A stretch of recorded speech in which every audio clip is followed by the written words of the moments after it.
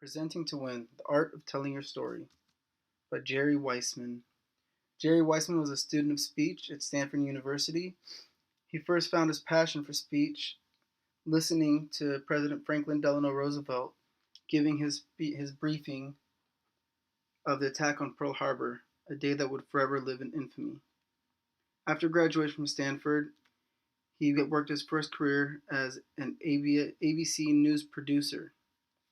While working, he was asked by his friend Ben Rosen to help the CEO of his company prepare for a presentation. This turned into a new career for him as he now began instructing CEOs and business professionals and launched his new company along with Ben called Power Presentations Ltd., which is now known as Suasive.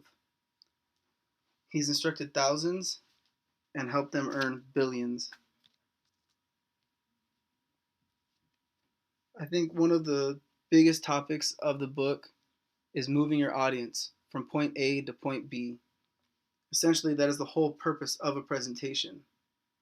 You're trying to move an audience, or whether it be large or small, from where they're sitting at point A or where they're thinking of point A to your point B.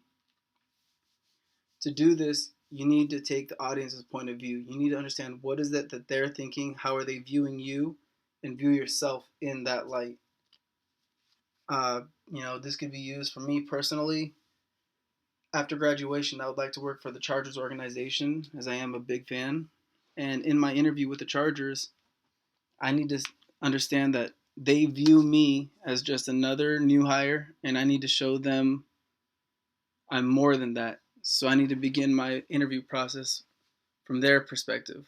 They know nothing about me. So I need to move them from their point A of unknowing me to my point B of who I am. Another main idea that I took away was WIFI. WIFI is what's in it for you. It's the key building block of audience advocacy. You need to always look for the WIFI in everything, whether it's a presentation or even just a small conversation. When you're giving a presentation, look for WIFI triggers. This is important because what does this mean for you? How can this affect you? Always use a WIFI. Right now, I plan to use a WIFI because I'm seeking a raise at my company that I'm currently at with T.E. Roberts. So in that sense, I could tell them, hey, I've been a great employee for you. I've increased productivity of the shop. We have less vehicles and equipment down since I've come through. We have noticed an uptick in proficiency in the shop. That is my WIFI. I am here serving them and doing a better job than they'd ever planned and hoped for.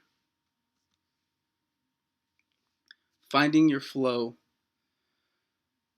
Presentations really only flow in one way. You can't rewind a presentation and go back and let me see this again. So it's up to you to navigate the audience.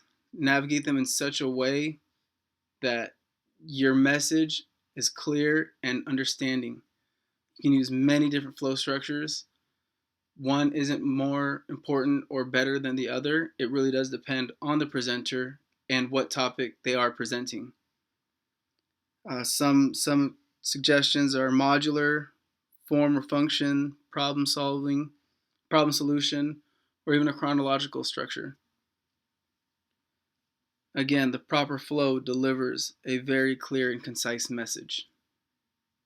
For me right now, my flow structure for T.E. Roberts' raise would be chronological. Where are we right now? And let's go back to before I got hired, what it was like before I got hired. From everything I've heard from all the guys in the fleet, out in the fields, and even the shop supervisor, it seems it's gotten a lot better since I've gotten there. The next main idea is customizing your presentation.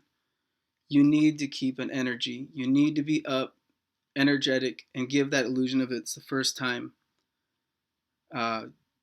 If you're up there monotone, not moving around, feet together, that's not going to be very energetic, and the audience is going to quickly lose interest in what you're doing. You need to have that energy at all times that it is the first time, whether it's your 100th time presenting on a road show or you've done 5 business meetings in the day, keep the same energy as you did the very first time. Use external linkages to help, reach out and connect with your audience. Some of those could be just direct reference, saying the name of someone in a crowd, uh, mutual references, whether it's another business that you both work with or a person that you both know. Ask them questions, get them, and keep them involved. And use local linkages, such as the place that you're presenting or the city that you're at or what office building you're in. To do this, you should prepare ahead of time. Know who is going to be in your audience. Know a little bit about them. Understand what they're looking for, whether they're more interested in data or they're more interested in a good oration, like good speaking skills. Understand what it is they want. Creating a small, image, an opening image for that company or for that person. Something that piques their interest, that grabs their attention. That is a great way to link with your audience and create a custom presentation for them. Some scripture that I found to take away from this whole entire book. Obviously, the first one would be presenting, because this whole book is on presenting to win. Colossians 4:6 says, "Let your conversation be always full of grace, seasoned with salt, so that you may know how to answer everyone." Biggest things is to be prepared. Be prepared to answer anyone and everyone. At the same time, be kind and be respectful. Even if they don't agree with you, if they don't, take your ideas into account, still be kind, be respectful. Another major idea is ethics. Ethics in business is huge. Proverbs 13:11 says, "Dishonest money dwindles away, but he who gathers money little by little makes it grow." The Lord's always going to reward the faithful. He will always be there for the faithful servant. And just always remember that there's that temptation for dishonest ethics, and the easiest path is not always the best path. Sometimes the quickest route is a dishonest route, so that's where ethics comes into play. And finally, management. Proverbs 1:5 says, "Let the wise listen and add to their understanding, and discerning get guidance." Biggest thing is remain humble. Even as a manager, even though you're in charge, always remain humble. Always remain humble. Don't always do the best just for yourself. You need to also think about the employees that you're in charge of. You need to do what's right for them as well. And always remember to give thanks and credit to those that came before you, that helped you, that got you to where you are. And let it be known that you didn't get there by yourself. So this is my presentation. Hope you enjoyed it. Hope you learned a little bit from it.